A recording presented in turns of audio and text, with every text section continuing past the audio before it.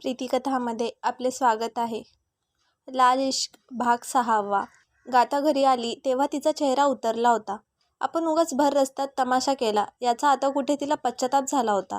ती खुर्चीवर अंग चोरून बसली. तितक्यात रेवा किचनमधून बाहेर आली. मी केव्हाची वाट पाहत होते. मी आपल्यासाठी पास्ता बनवला आहे. तू फ्रेश होऊन ये, मी घेऊन येते, रेवा म्हणाली. मला काहीही नको. गाथाचा चेहरा अजूनही फुललेला होता. हे राणी, काय झालं? आणि तू SP फॅशन इंडस्ट्रीमध्ये त्याच्या बॉसला भेटायला गेली होती ना, त्याचं काय झालं? रेवाने विचारलं. मी त्यांना मॉडेलिंगसाठी हो म्हणाली. तुला माहीत आहे रेवा, त्या कंपनीचे बॉस मिस्टर सौमित्र पाटील तेच आहे ज्यांनी त्या रात्री माझी अब्रू वाचवली होती. त्यांचा स्वभाव खूप फ्रेंडली आहे. माझ्याशी अगदी प्रेमाने बोलत होते. गाथाच्या डोळ्यांमध्ये चमक आली. तशी रेवा तिच्याकडे संशयाने पाहू लागली. तू त्याच्या प्रेमात तर पडली नाहीस ना? रेवाने डोळे बारीक करत विचारले. काहीही काय? हा, पण तू त्यांना भेटली तर नक्कीच त्यांच्या प्रेमात पडशील, गाथा म्हणाली. तशा दोघी हसायला लागल्या. फायनली तू मॉडेलिंग करणार हे कन्फर्म झालं. आज माझ्याकडून तुला आईस्क्रीम पार्टी, रेवा म्हणाली. माझा मूड नाहीये. ते म्हणतात ना, ज्याचं करावं भलं ते म्हणतात माझंच खरं. आज रोडवर एका मुलाला ॲक्सिडेंट झाला होता म्हणून मी मदत करायला गेले आणि स्वतःवर संकट ओढवून घेतलं. आता मी ठरवलं आहे यापुढे कोणाचीही मदत करायची नाही. गाथा आतमध्ये निघून गेली. पण तिच्या अशा बोलण्याचा अर्थ रेवाला समजला नाही आणि तिने जास्त डोकं पण चालवलं नाही. इंद्रजित रागात धुसफुसत आतमध्ये आला. ही दुसरी वेळ होती जेव्हा गाथा त्याला नडली होती. ज्या मुलीचं आपल्याला साधं नावसुद्धा माहीत नाही, तिने भर रस्त्यात आपल्याला पेट अँड वॉच करावं, ही गोष्ट त्याच्या स्वाभिमानाला ठेच पोहोचवणारी होती. तो हॉलमध्ये डोक्याला हात लावून बसला होता. तितक्यात घरात काम करणारी मालन मावशी पाणी घेऊन आली. मालक, पाणी घ्या, मालन म्हणाली. तसा इंद्रजितला राग आला. त्याने तिच्या हातातील पेट धुडकावून लावली. तशी मालन मावशी घाबरून 2 पावले मागे सरकली.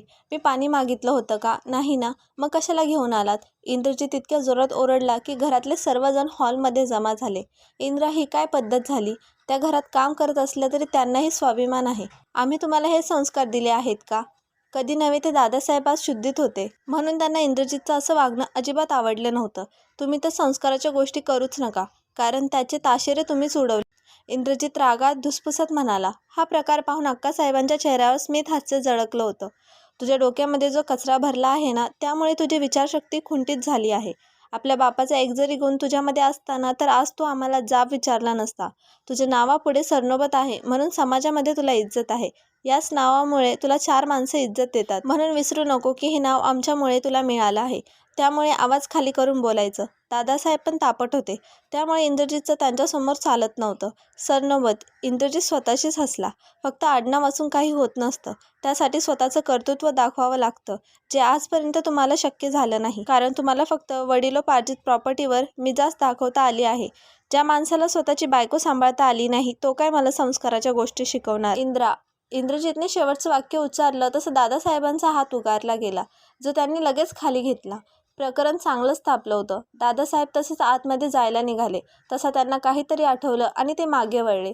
ज्या लोकांच्या सांगण्यावरून तू असा वागत आहे, जेव्हा तुला सत्य समजेल तेव्हा तू स्वतःच्या नजरेमधून इतका उतरशील की पुन्हा कधीच उभा राहू शकणार नाही. माझे हे शब्द लक्षात ठेव. दादासाहेबांनी एक रागीट कटाक्ष अक्कासाहेब आणि दुर्वेश टाकला आणि पाय आपटत निघून गेले. तशा इंद्रजितने हाताच्या मुठ्या आवळल्या गेल्या. तुम्हाला किती वेळा सांगितलं आहे की रागावर कंट्रोल ठेवत जा.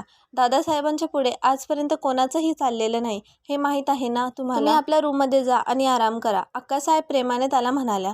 तसा इंद्रजित आतमध्ये निघून गेला. दादासाहेबांनी इंद्रजितचे वाद पाहून रक्षाचे डोळे पाणावले होते, कारण तिला कुठेतरी माहीत होतं की दादासाहेब चुकीचे नाहीत.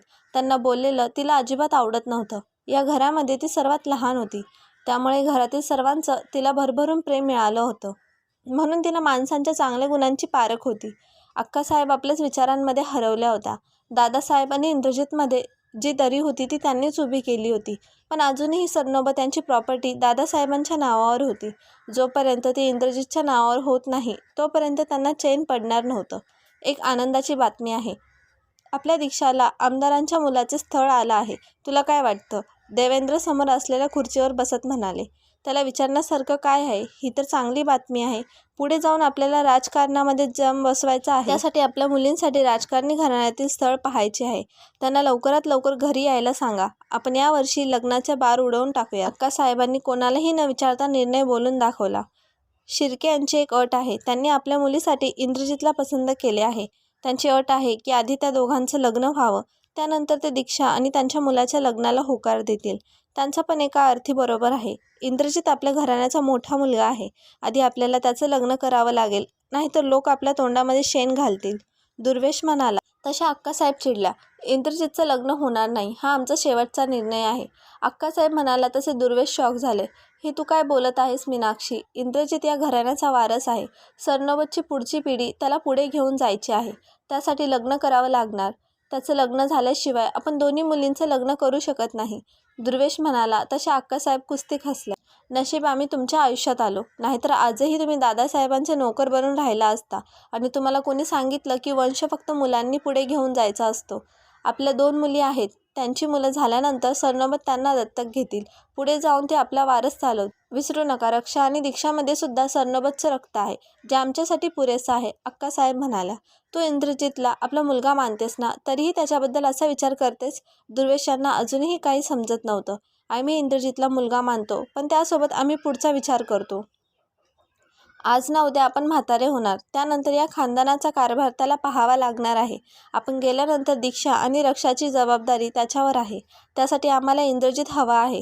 त्याचं लग्न झाले तर त्याची बायको मुलं या घरावर राज करतील, जे आम्हाला नको आहे. इंद्रजितचं संपूर्ण आयुष्य फक्त आपली गुलामगिरी करण्यामध्ये जाणार आहे. आणि राहिला प्रश्न इंद्रजितचा, तर एक गोष्ट विसरू नका की भूतकाळात जे झाले आहे ते पाहतो तो स्वतःहून कधीच लग्नाला तयार होणार नाही. अक्कासाहेबांचं म्हणणं बरोबर होतं, कारण इंद्रजितने कधीही लग्न न करण्याचा निर्णय घेतला होता. ते का पुढे जाऊन समजेल. रक्षाने रूममध्ये डोकावलं तर तो डोक्याला हात लावून खुर्चीवर बसला होता. भाई, रक्षाने हळूच आवाज दिला, कारण तिलाही त्याची भीती वाटत होती. तुला केव्हापासून माझ्या रूममध्ये येण्यासाठी परमिशन द्यायची गरज लागली? इंद्रजितने विचारलं. तशी ती हातामध्ये जेवणाची प्लेट घेऊन आत आली. तुम्ही जेवायला आला नाही म्हणून मी जेवण घेऊन आले. जोपर्यंत तुम्ही खाणार नाही मी कुठे जाणार नाही. रक्षाने टेबलवर प्लेट ठेवली आणि त्याच्यासमोर बसली. तिचं असं काळजी करणं त्याला सुखावून जात होतं. या घरामध्ये फक्त तीच अशी होती जी न घाबरता त्याच्यासोबत बोलत होती. तो शांतपणे जेवण करू लागला. आज तुम्ही इतके का चिडलेले होता? रक्षाने विचारलं. तसं त्याच्या डोळ्यासमोर गाथाचा चेहरा आला आणि त्याने कसाबसा आपल्या रागावर कंट्रोल ठेवला. एक मांजर आहे, जेव्हा पाहावं तेव्हा रस्ता कापत असते. आता पुन्हा जर ती मध्ये आली तर मी तिला गोळ्या घालणार आहे. इंद्रजित म्हणाला. पण तिला मात्र काहीच समजलं नव्हतं. तुम्हाला तर प्राणी आवडतात ना? तुम्हाला आठवतं, गेल्या वेळी एक मांजर आपल्या गेटच्या बाहेर ओरडत होती, तेव्हा तुम्ही नोकरांना सांगून तिला दूध दिलं होतं. मग तुम्ही तिचा जीव कसा काय घेऊ शकता? रक्षाने इनोसेंट फेस करत विचारलं. पुढे त्याला काय बोलावं तेच समजलं नव्हतं. हे सर्व सोड. आधी सांग, तुझं कॉलेज कसं चाललं आहे? कोणी त्रास तर देत असेल तर सांग. इंद्रजित म्हणाला. तुम्ही विसरत आहात, मी इंद्रजित सरनोबतची बहीण आहे. त्रास देणं तर दूर, कोणी माझ्यासमोर मान वर करण्याची हिंमत करत नाही. रक्षा म्हणाली. इंद्रजितचं जेवण झालं होतं. तशी ती जायला निघाली. तसं तिला काहीतरी आठवलं. आजकाल तुमचा राग खूप वाढला आहे. मला वाटतं तुम्ही लग्न करायला हवं. फक्त एक वहिनीच अशा आहेत ज्या तुमचा राग शांत करू शकतात. रक्षा म्हणाली. मला फुकटचे सल्ले आवडत नाही, माहीत आहे ना तुला. या जन्मात तरी मी लग्न करणार नाही, म्हणून हा विचार मनातून काढून टाक. कारण माझं लग्न आणि प्रेम दोन्ही गोष्टींवर विश्वास नाही. यावेळी इंद्रजितच्या चेहऱ्यावर दुःखाच्या छटा होत्या, ज्या रक्षाने तोडल्या होत्या. आपल्या हातात काही नसतं. लग्नाच्या गाठी या स्वर्गामध्ये बांधून आलेल्या असतात. त्या विधात्याने जर तुमचा जोडीदार बनवला असेल तर तिला तुमच्या आयुष्यात येण्यापासून कोणीही रोखू शकणार नाही. माझे शब्द लक्षात ठेवा. रक्षा निघून गेली. तिच्या अशा विचारांची त्याला कीव येत होती, कारण त्याचा या गोष्टींवर अजिबात विश्वास नव्हता. सकाळी गाथा बाहेर जाण्याची तयारी करत होती. तिची पॅकिंग सुरू होती तसा रेवाचं तिच्यावर लक्ष गेलं. तिचा चेहरा उतरलेला वाटत होता, ज्याचं कारण रेवाला माहीत होतं. पण तिने कितीदा विचारूनही गाथाने काहीच उत्तर दिलं नव्हतं. त्यामुळे तिने हात टेकले होते. तू मला बहीण समजते, पण मनातल्या कोणत्याही गोष्टी सांगत नाही. तुझा भूतकाळ काय होता? तू प्रत्येक महिन्याच्या 1 तारखेला कुठे जातेस? तुझ्याजवळ पैसे कुठून येतात? असे बरेच प्रश्न माझ्या मनामध्ये आहे. प्लीज गाथा, एकदा तरी माझ्यावर विश्वास ठेवून. याने तुझ्या मनावरचं ओझं हलकं होईल. रेवा काळजीने म्हणाली, कारण तिला गाथाचे वाईट वाटत होतं. यावेळी मी काहीही सांगण्याच्या मनस्थितीमध्ये नाही, कारण अजूनही मला न्याय मिळालेला नाही. ज्या वेळेस तो मिळेल तेव्हा मी सर्व काही सांगेन. गाथाने भरलेले डोळे पुसले. पण नक्की काय झालं होतं? तुझे आई बाबा तुला सोडून कसे गेले होते? काहीतरी सांग. तुझ्याजवळ त्यांचा एकही फोटो नाही. रेवाच्या मनात असे बरेच प्रश्न होते, ज्याची उत्तर गाथा देणार नव्हती. माझ्याजवळ त्यांची कोणतीही आठवण नाही, हे माझं दुर्दैव आहे. कारण त्या माणसांनी माझ्यापासून सर्व काही हिरावून घेतलं आहे. मला उशीर होत आहे, निघते. परवाच्या दिवशी मी घरी येईल, बाय. गाथाने तिला मिठी मारली आणि तिच्या मायेचा ओलावा आपल्यामध्ये भरून घेतला आणि त्यानंतर आपली छोटी बॅग सावरत निघून गेली. यावेळी रेवाला तिची काळजी वाटत होती, पण जोपर्यंत गाथा काही सांगणार नाही तोपर्यंत ती काहीही करू शकत नव्हती. रक्षा हॉलमध्ये पुस्तक वाचत बसली होती. तितक्यात पार्थचा कॉल आला. तिने आजूबाजूला पाहिलं तर कुणीच नव्हतं, म्हणून ती बाहेर गार्डनमध्ये गेली आणि कॉल रिसीव्ह केला. तुला कितीदा सांगितलं आहे की मी घरी असताना कॉल करत जाऊ नको. कुणी पाहिलं असतं तर प्रॉब्लेम झाला असता. रक्षा घाबरली होती. याला काय अर्थ आहे? तुझं घर आहे का जेलखाना तेच मला समजत नाही. आज तू भेटणार आहे की नाही हे विचारण्यासाठी कॉल केला होता, पार्थ म्हणाला.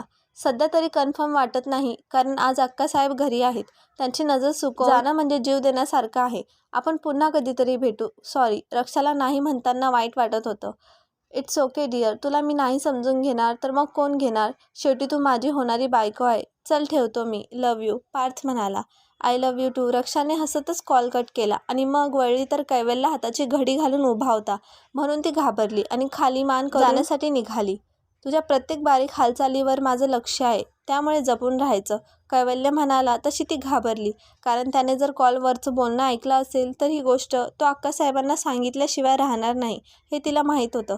तुला नक्की काय म्हणायचं आहे? मी काही चोरी केलेली नाही, रक्षा धीर करून म्हणाली. तसा तो तिच्यासमोर येऊन उभा राहिला.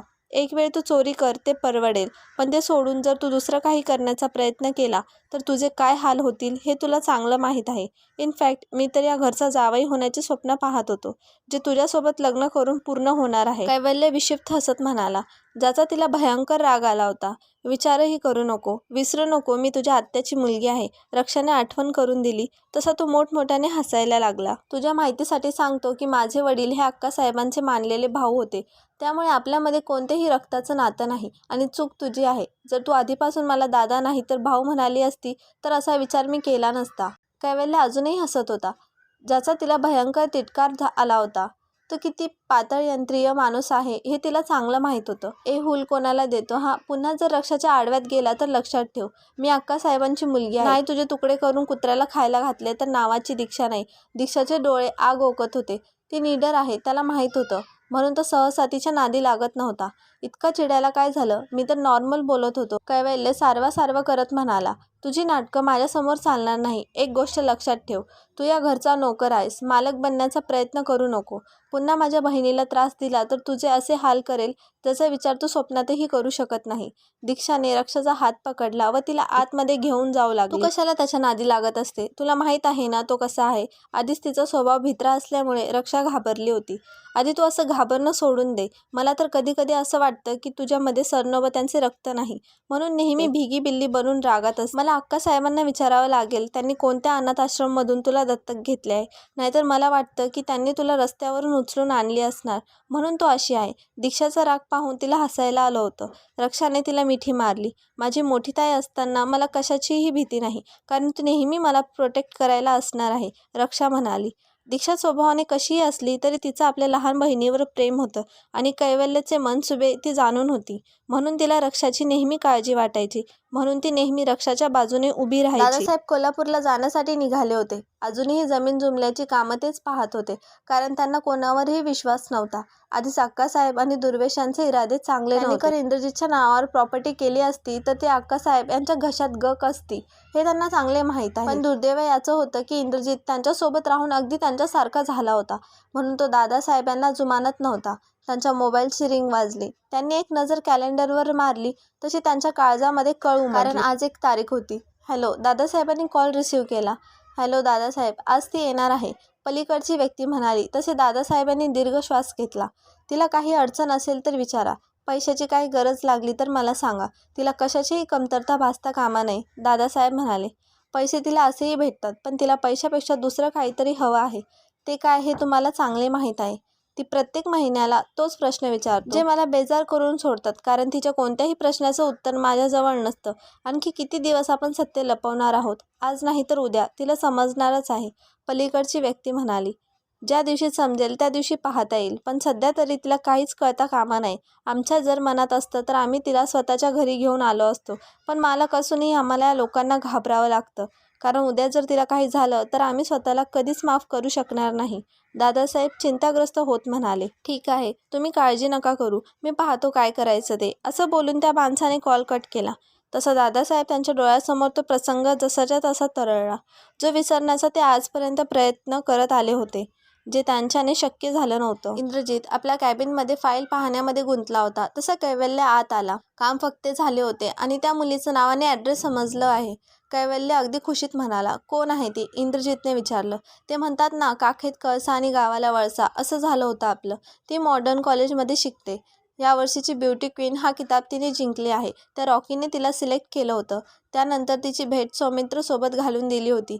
मी कॉलेजमध्ये इन्क्वायरी केली होती तेव्हा मला समजलं की तिला मॉडेलिंगमध्ये अजिबात इंटरेस्ट नाही, कारण तिला करिअर करायचं आहे. पण तरीही ती कशी काय तयार झाली असेल हेच समजत नाही, कैवल्य म्हणाला. ग्रेट, ही तर चांगली बातमी आहे. तू एक काम कर, तिच्या ॲड्रेसवर एक लेटर पाठव, ज्यामध्ये मेन्शन कर की आपण तिला हायर करत आहोत. पॅकेज इतकं हाय ठेव, नकार देण्याचा प्रश्नच उद्भवला नाही पाहिजे. त्यानंतर मी पाहतो काय करायचं ते, इंद्रजित म्हणाला. तसं कैवल्य लगेच कामाला लागला. त्याला काहीही करून गाथाला मॉडेलिंग असाइनमेंट करण्यापासून रोकायचं होतं. पण त्याला हे माहीत नव्हतं की ज्या मुलीने दोनदा त्याला टशन दिली होती ती हीच मुलगी होती. त्याच मुलीला तो आपल्या कंपनीमध्ये जॉबसाठी हायर करत होता. आता तो अगदी निवांत, पण लवकरच त्याचा भ्रमनिरस होणार होता. ज्या मुलीपासून तो दूर जाण्याचा प्रयत्न करत होता, नियती तिलाच अनपेक्षितपणे त्याच्या समोर आणून उभी करत होती. गाथा कोणाची बाजू घेईल, सौमित्र की इंद्र? कमेंटमध्ये सांगा. आणि आजचा भाग आवडला असेल तर व्हिडिओला लाईक करा आणि चॅनलवर नवीन असाल तर सबस्क्राईब करा. धन्यवाद.